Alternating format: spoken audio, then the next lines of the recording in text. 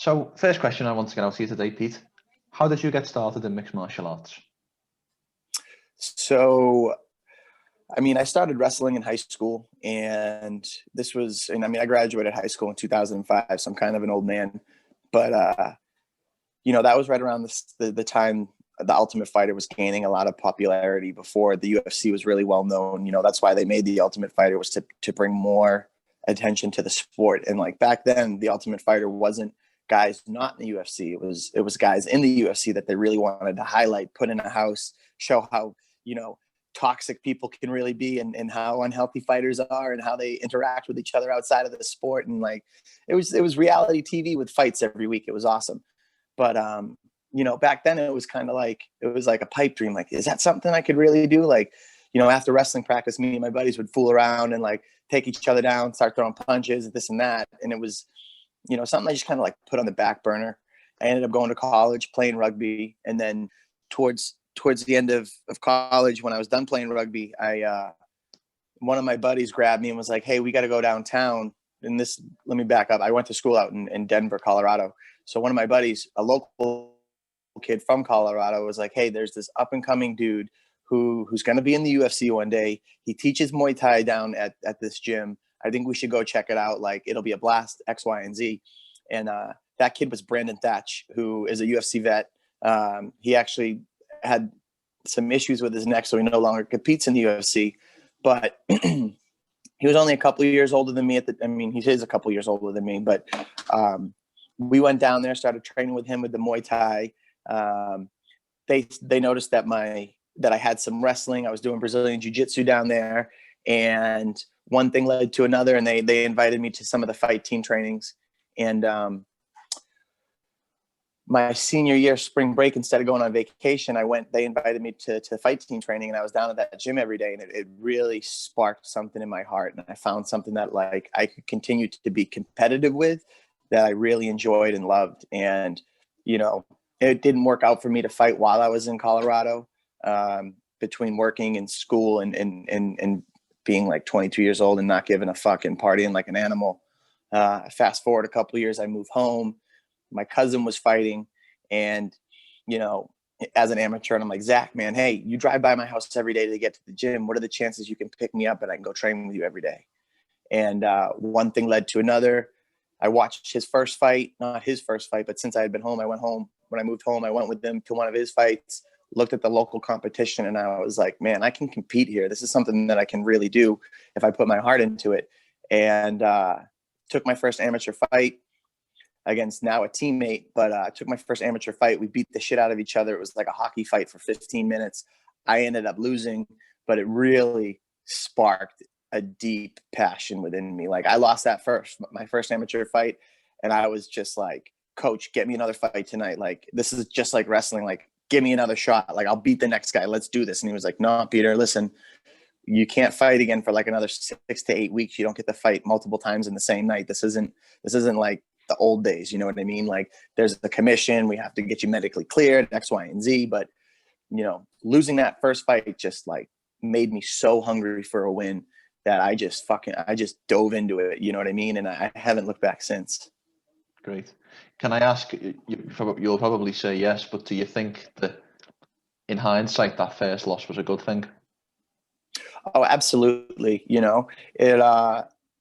It absolutely was, because it made me realize that there's so much more to it than just punching someone in the face. Like, I didn't use much jiu-jitsu in my first fight. I was a high school wrestler with great wrestling. I didn't really use any wrestling in that fight.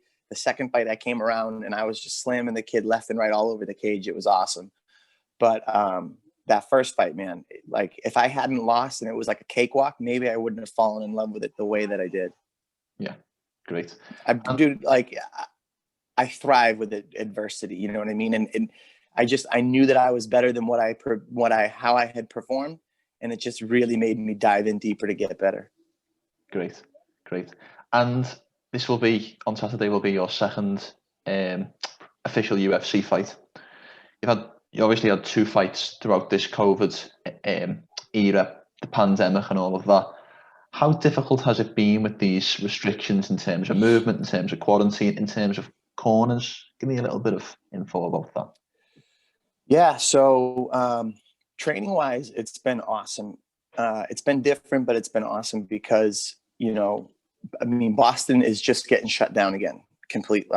Almost completely shut down again right now. And it's getting worse. Like I left, I'm out here, I'm ready to fight, but like the restaurants are getting shut down again. They're being restricted again. For all I know, I'm going to get home and they're going to tell the gyms that they have to shut down again. But, there was, for my first fight, we didn't have the rest of the gym open. It was all pretty much one-on-one small group training. So I had the full attention of my coaches and of my team, and everybody's goal for that training session was to get me better, to make sure my hand was raised at the end of that camp. And it allowed me to be a lot more selfish about my training. Whereas before, I'd be going to the classes and then trying to get the one-on-one work after with my coaches. Now it's just small groups. I'm the focus. It's super selfish, and everybody's mission is to get me better.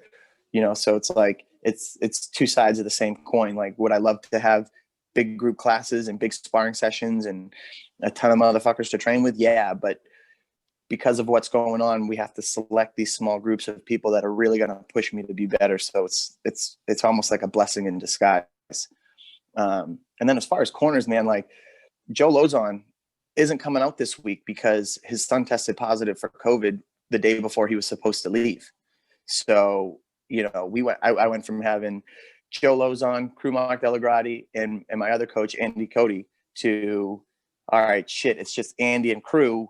We need to get someone out here for jiu-jitsu. And lo and behold, I call my younger brother, who he's a 4-1 pro. He quit fighting. I don't want to say he quit fighting, but he stopped fighting a few years ago to focus on a career and starting a family. I said, Max, what's the chance you can get on a plane tonight? He goes, let me talk to my boss. I go, your wife or your boss? He goes, both. I'll call you in a minute.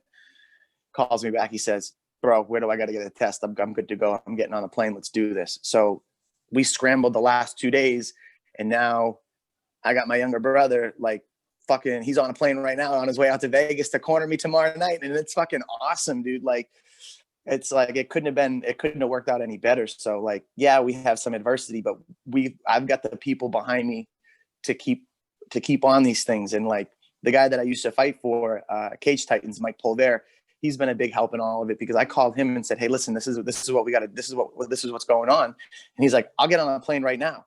And then I talked to Joe, and Joe's like, you can have him come, but I'd rather have someone out there for you that can train with you to get you the looks of everything that we've been working on. So we scrambled for a couple training partners. They didn't work out because their rapid tests came back positive. And I got on the phone with my little brother, and it wasn't even a question. He's like, I'll be there. He's like, just tell me where to be and I'll be there. So it's been like worst case scenario turned into best case scenario. Yeah. Yeah. And maybe talking about your last fight, UFC debut in August. You lost that fight, unanimous decision. How important is a win on Saturday night?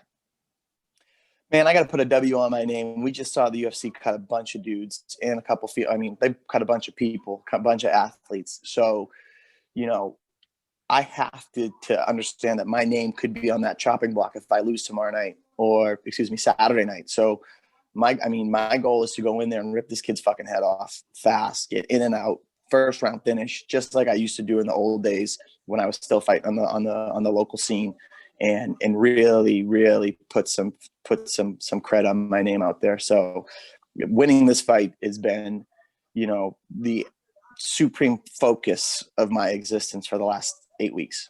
Yeah. Maybe talking about your opponent, Chase Hooper. What is your opinion of him? Maybe obviously not as a person, as a fighter, a mixed martial artist. And what is your opinion on the hype that's maybe on his name at the moment? Yeah, I think he's a very talented grappler. He's a world champion brown belt. He won Pan Ams. There's no question about it. He's very crafty with his leg attacks. We've seen him pull guard. We've seen him sit to legs. We've seen him roll into people's legs. He likes to try to take the back from standing and then, smother people to the ground. I kind of liken him to a wet blanket. And, the only way to burn a wet blanket is to douse it in gasoline and then light that motherfucker on fire. And that's exactly what I'm going to do. Great. And and we were talking then about Joe Lauzon.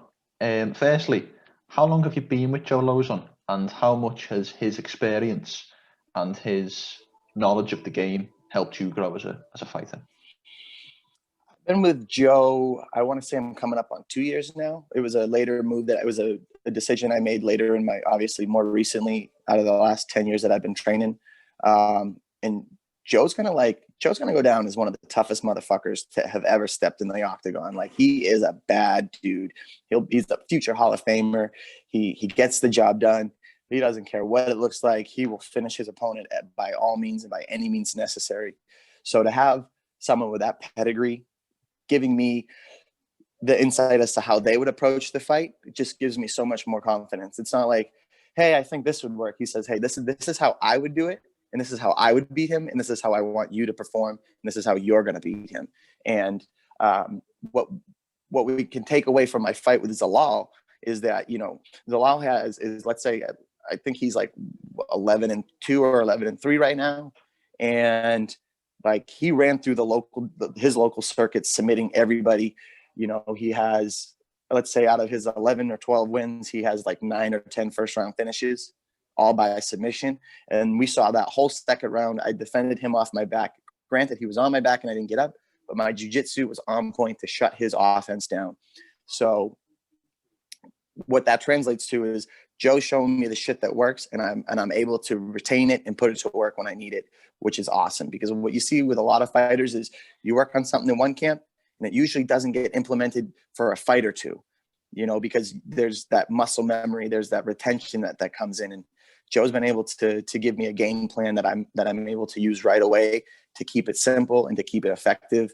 And just the confidence knowing that he's teaching me the things that he would be doing to win just gives me that much more confidence in what I'm doing to whoop this dude's ass. Yeah. And maybe one last question about Chase Hooper. As I mentioned earlier, I think there has been quite a significant level of hype and a level of UFC media directed towards him.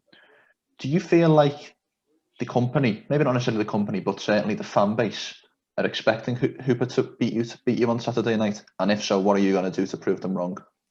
I mean, dude, on the books, I'm a plus 300. He's a negative 400. Everybody thinks he's going to win, but he's a super green striker. He's a super green fighter. Like, he's only been doing this for so long. Yeah, he's 9-1, but he's only 20, 21, 22 years old.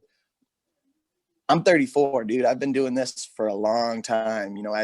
I was tried, true, and tested on the local circuits. I went up to 8-0 expecting to get picked up by the UFC 4 or 5 years ago. Other things happened. It didn't work out that way. And I've had to really vet what I thought worked and focus in on what really does work. So yeah, the company, the fans, the bookies, the matchmakers, everybody thinks Hooper's going to win, and I'm going to spoil their fucking dreams, man. Great. And give me a prediction for Saturday night. That will be my final question. First round knockout, my brother. He's gonna wake up looking at the goddamn lights. Great. Oh, we're back. Sorry about that. Don't worry about it. I'm back. Brilliant. Thanks a lot. And we got again. Yeah, no, sorry, my mom. Yeah, it's my mom. My mom's trying to call me, and she doesn't understand when I hit ignore to not call back. So as we've said, your fight is on the ESPN prelims. Where can people find you on social media? So it's slippery_Pete 145 on Instagram, and that's where I'm most active.